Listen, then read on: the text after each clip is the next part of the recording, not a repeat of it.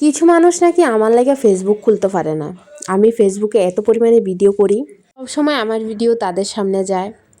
তারা মানে অন্য কোনো কিছু দেখতে পারে না। আমি সবসময় নাচানাচি করি ফেসবুকে আয়া, একটার পর একটা শাড়ি চেঞ্জ করে ভিডিও করি, কত ঢং কইরা ফটো দিই।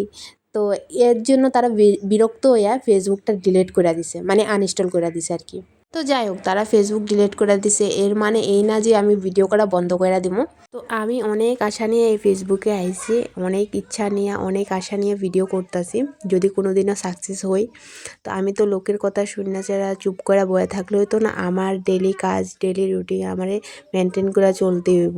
তোমরা যতই কিছু কও না কেন, তাতে আমার কোনো কিছু যায় আসে না। যাই হোক, যে কথাটা কইতাছিলাম, তো তারপরের দিনকা মানে কথাটা শোনার পরের দিনকাই আমি একটা স্টোরি দিছিলাম, একটা ফটো দিছিলাম। তো ওই ফটোতে কতজন দেখছে এটা দেখানোর লেগে আমি যখন চেক করতেছিলাম, ও মা, সবার ফার্স্টে থেকে তারাই আমার ফটোটা দেখছে। তো আমার কথাটা হচ্ছে, তারা যদি ফেসবুকটা ডিলেটই কইরা দেয়, তাহলে আমার ফটোটা দেখছে কি কইরা, এটা আমার একটু কষে। শুধু শুধু একটা মিথ্যা কথা কইয়া সেরা সংসারের ভিতরে ঝামেলা লাগানোর কোনো দরকার ছিল নি। তো কথাটা কিন্তু আমার বাড়ির পাশে একজনেই কইছিল, আমার শাশুড়ি মারে। কারোর যদি আমার ভিডিও দেখতে ভালো না লাগে, বা যদি কারোর বিরক্তি লাগে আমারে দেখতে, তাহলে ফেসবুকে একটা ব্লগ বলে অপশন আছে, তোমরা আমারে ব্লক করে দিতে পারো। তারা আমারে অনেক অনেক ভালোবাসা দাও। আমার এই ভিডিওগুলোতে তোমাদের সবাইরে অনেক অনেক ধন্যবাদ। এভাবেই তোমরা আমার পাশে থেকো, আমার সাথে থেকো। তো আজকে এই ভিডিওটা এই পর্যন্ত। তো চলো, টাটা।